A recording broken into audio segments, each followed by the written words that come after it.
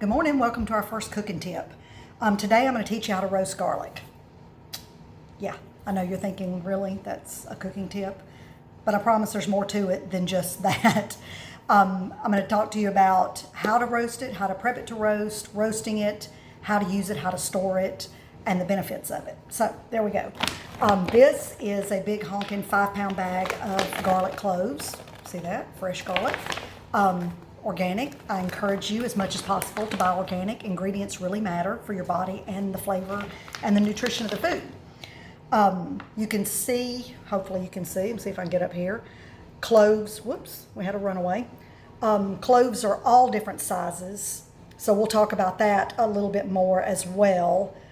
See, that's kind of a little small one, and then you got this really big one. I mean, you put these two next to each other and they're like really different sizes. So if a recipe says use 1 clove, I use one of these, one of these. I don't know. So we'll talk about that more. Right now, let's get to the roasting part. So what we're going to do is take a dish, like I've just got this Corningware dish. It doesn't really matter, any kind of glass baking dish, a 9x16, or 9x16, what the crud is that? 9x13, how about? And you're just going to put your garlic in the bottom, not necessarily a completely flat layer. Let me see if I can turn this camera down without breaking something. There we go. But just kind of, a thin layer.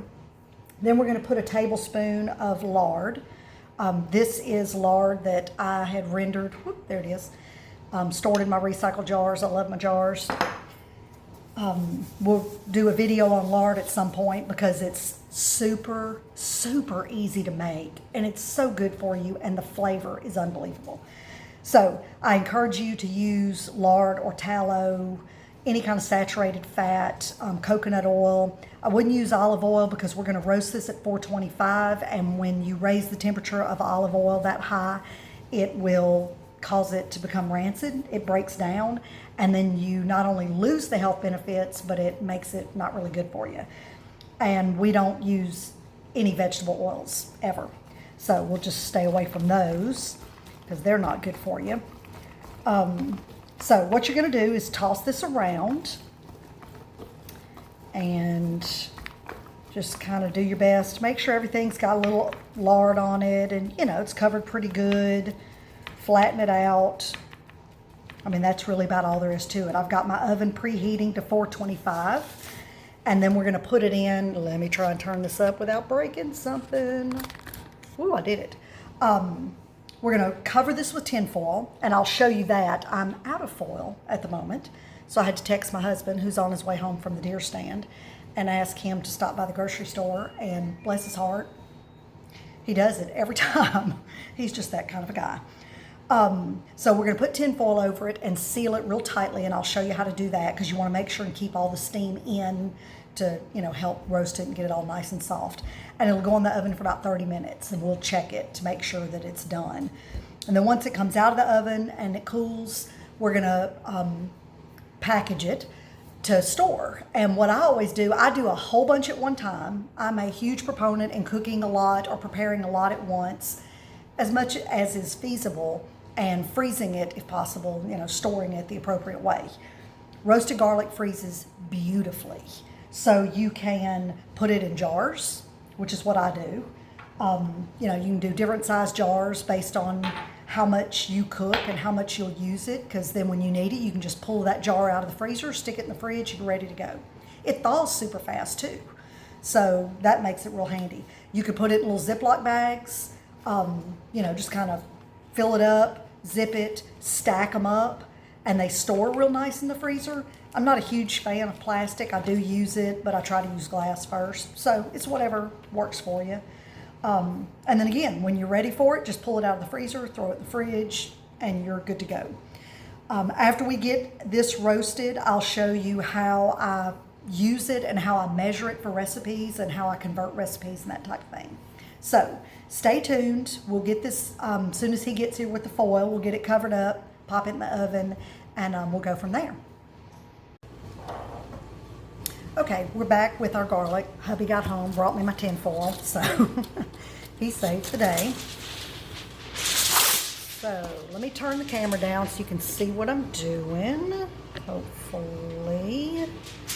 All right, so just gonna put the foil over this. And the key is, hopefully you can hear me over all the crinkling. You wanna make sure and like seal your edge real good, because you just wanna keep all the moisture in the pan while you're roasting. So I'm gonna try and turn this back up. One of these days, I'm gonna learn some camera skills, and then we won't have to fool with all this. And then I'll get these in the oven. So I've got a couple of other pans, because I went ahead and did the whole 5-pound bag. Oh good, I just uncovered that side.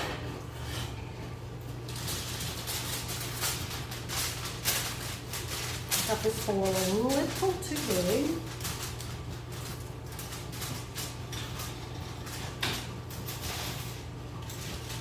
That's on there good. Okay, now I'm gonna set my timer for 30 minutes, and then we'll come back and we'll pull it out of the oven, poke it with a fork. It'll get kind of golden brown, and it'll be real soft.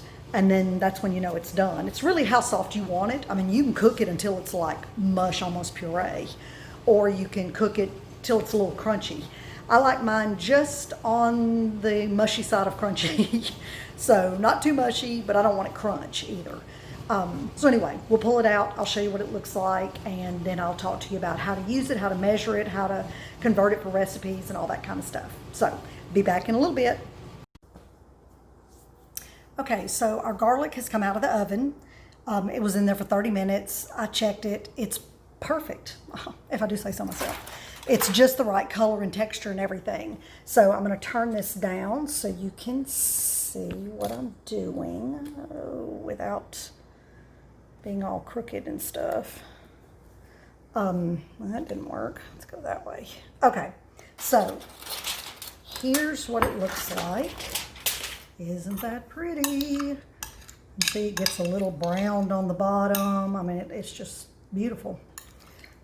So now what you can do is, like, I'll just take mine and fill up jars and let them cool all the way down.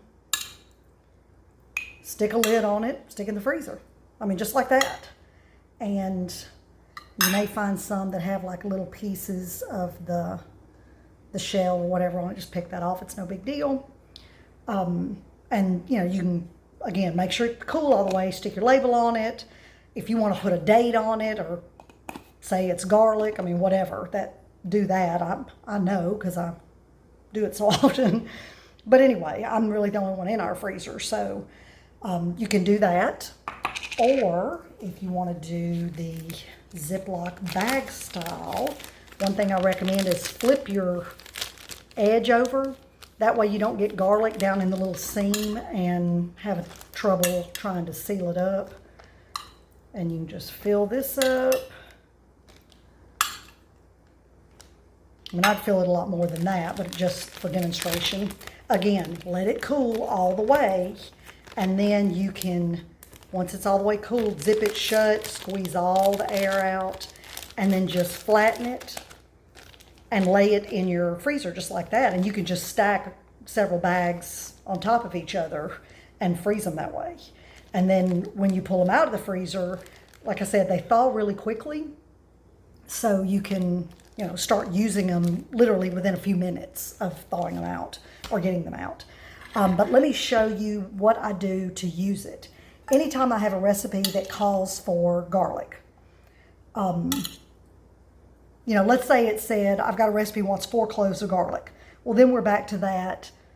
Do I do 4 that size, 4 that size, you know, 4 that size? What do I do?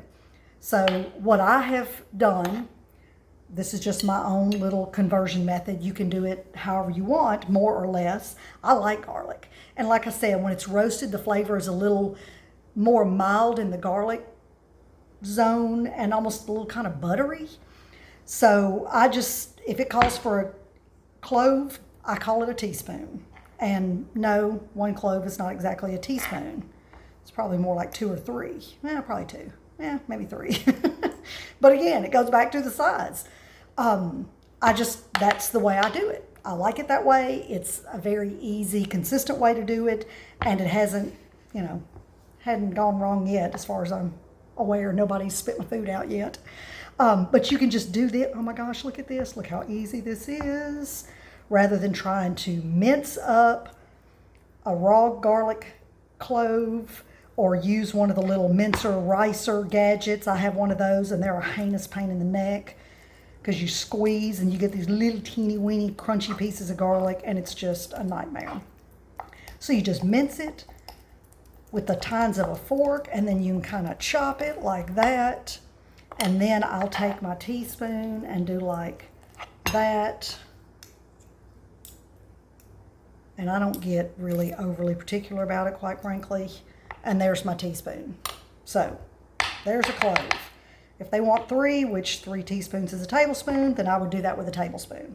If I wind up mushing up more than I need, not a problem. Just take the extra, stick it in there, stick it back in the refrigerator. Next time you need it, scoop it out and keep going. I mean, it is so easy that way. And garlic roasted will last in the freezer for, I would give it a year at least. I don't think it's going to take that long for you to use it unless you do 30 pounds of it. But it'll last a very long time. It'll last in the refrigerator for weeks and weeks and weeks. One thing I will caution you on, when I did all of mine, like, here's a pan, and then I got another pan about this size. Garlic is from the allium family, which is onions and leeks and scallions and all that. It releases a sulfur compound, which is why when you cut up onions, it burns your eyes. I guess I can turn this up here so you're not watching my hands fly around. If I can get it back on there. There we go.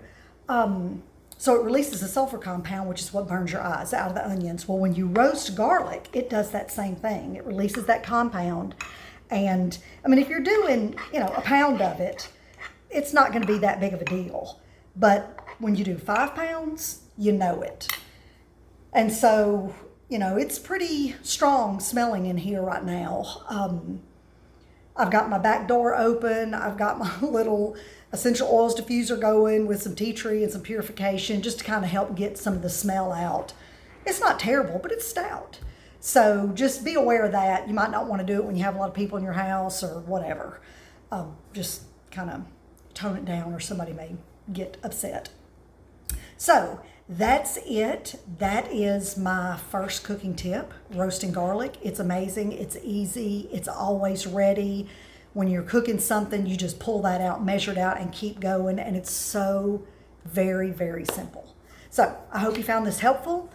I'm working on some more topics. We'll have some more things posting. And hopefully it'll give you a little bit of confidence in the kitchen and you'll get in there and start experimenting, getting busy, and dazzling your family. So have a good one.